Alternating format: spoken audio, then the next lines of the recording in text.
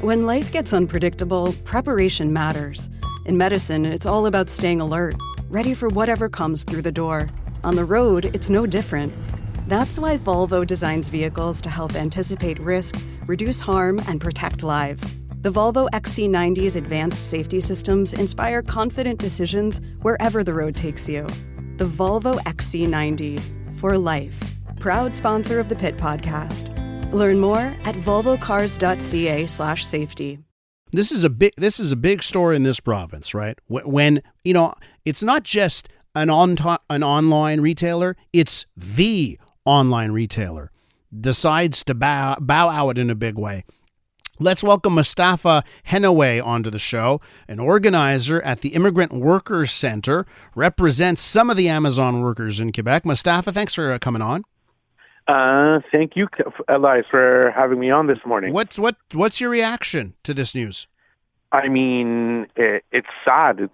It's really tragic for the 1,700 people who are going to lose their jobs in an economic climate where we're talking about higher unemployment, we're talking about a cost of living crisis. This is tragic, and also because this is a manufactured crisis. I mean, you said earlier, right? This is the retail behemoth, right? So more than 50% of all online retail sales go through Amazon in Quebec. I mean, 70% of Quebecers, according to a study a few years back, are Amazon Prime members. So this isn't a problem that Amazon is losing money, is going bankrupt. Quite the opposite. Amazon is making more money. Amazon's more profitable. And now it's going to let go of 1,700 people. And once they go back to or expand their use of third-party logistics companies, those people are going to get hired back on, or the kind of jobs that people are going to be working through temp agencies, lower wages, lower conditions, more insecure, and more dangerous, right? And these are the kind of jobs that are being produced. And unfortunately, this is a company, that governments, go squabbling to, giving subsidies. For instance, a lot of our government servers are hosted on Amazon Web Services. We host data centers, which access cheap Quebec energy. So it's not just about this back end, but it's about all the other ways that we as a society sort of support Amazon. And then this is at the end what Quebec is given. And a very good point, Mustafa, on the other stuff that Amazon does. I think we like to focus on Amazon.ca or .com, and we don't talk enough about AWS, right? Their web services, which has been such a revenue source for the company. Let me ask you, of course, Amazon says, we've got their official statement, they say this has nothing to do with unionization efforts in the province. What do you say to that? I mean, I think it's obvious to everyone. I don't think you need to be a PhD candidate or to understand that it's completely for that reason, right? And I think what Amazon is doing is sending a signal, not just to CSN in terms of the union in Laval, but also, there was strikes in the U.S.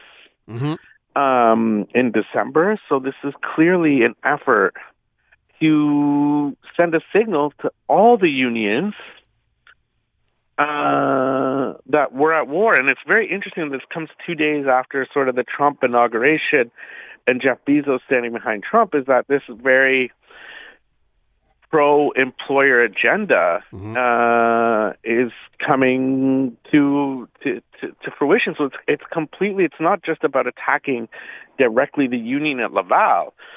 It's attacking any effort to unionize Amazon, because such a big closure just didn't close one warehouse; it closed them all. Yeah, and so Mustafa, I have to ask you this and I got to let you go after it, unfortunately. But you have a situation where this is specific to Quebec. A lot of people would say Quebec is a difficult environment to operate a business, sometimes because of union stuff, but there's other issues, right? Bureaucracy-wise. Do you think that, from your perspective, was it all of these things together? Because they're still going to service Quebec. They're just going to do it with using third parties, maybe across the border in Ontario and upstate New York, Vermont. They're still sticking around. They're still going to sell things to Quebecers. Do you feel there's other things at play here, not just the union stuff, but other things at play? No, because if you look at the laws in terms of unions, we have some of the strongest laws, right? Mm-hmm.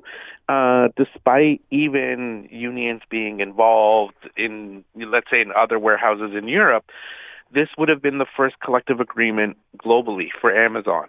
Yeah. So Quebec was very important. And because in terms of the other regulatory, issues in terms of labor laws or bureaucracies or regulations, Quebec is quite lenient, actually. Mm-hmm.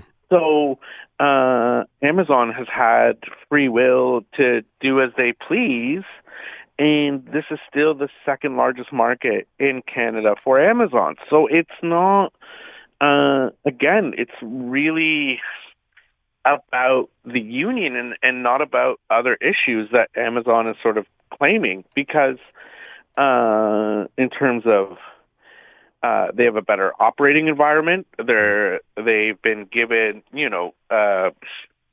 very good land where their warehouses are located. They're very close to the U.S. border.